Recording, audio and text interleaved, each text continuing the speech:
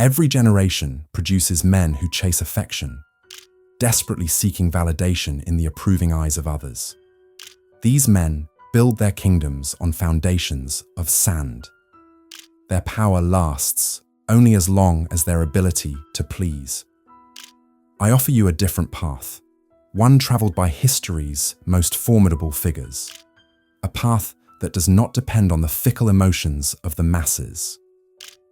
Let me tell you a truth that weak men refuse to hear, a principle they dismiss because confronting it would reveal their own inadequacy.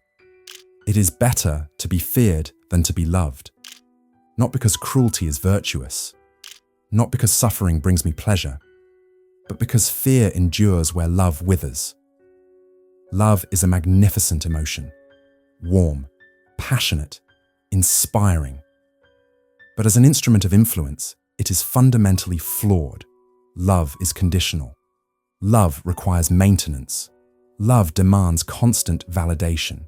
And most critically, love expires the moment you cease being useful.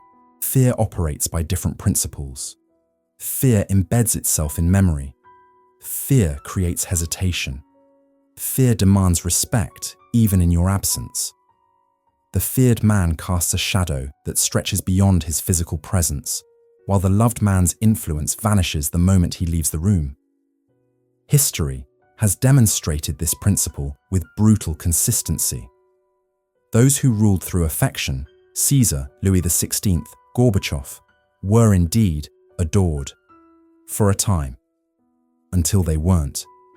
They offered generosity, compassion, reform, and were rewarded with betrayal, execution, and irrelevance. Yet those who mastered fear, they carved their names into history's foundation. Their methods may be questioned, but their impact cannot be denied. They understood that lasting power comes not from being liked, but from being unforgettable. The cultivation of fear requires understanding human psychology at its most fundamental level. People are not motivated primarily by gratitude or affection. They are motivated by consequences, by uncertainty, by the instinctive drive to avoid pain. You must grasp this essential truth. People do not consistently respect what they love, but they always respect what they fear. What? The loved leader must continuously earn affection. He exists in a perpetual state of performance, desperately seeking approval. One misstep, one unpopular decision, and his support evaporates. The feared leader operates from a position of psychological advantage. His very presence creates tension. His silence generates anxiety. 10 mistakes may come and go, yet his position remains secure, because challenging him requires courage, and fear systematically destroys courage before it can manifest. Consider carefully what I'm teaching you. I do not advocate for random cruelty or unpredictable violence. That is the domain of tyrants and madmen, those who mistake chaos for control. True fear is not chaotic. True fear is precisely administered. It is surgical. It is rational. The feared man does not raise his voice in anger. He doesn't need to. His quiet words carry more weight than another's shouting. His measured gaze communicates more than theatrical displays of rage. When he finally delivers punishment, it arrives without warning, without negotiation, without emotional display. Swift, decisive, final. This is the essence of power through fear.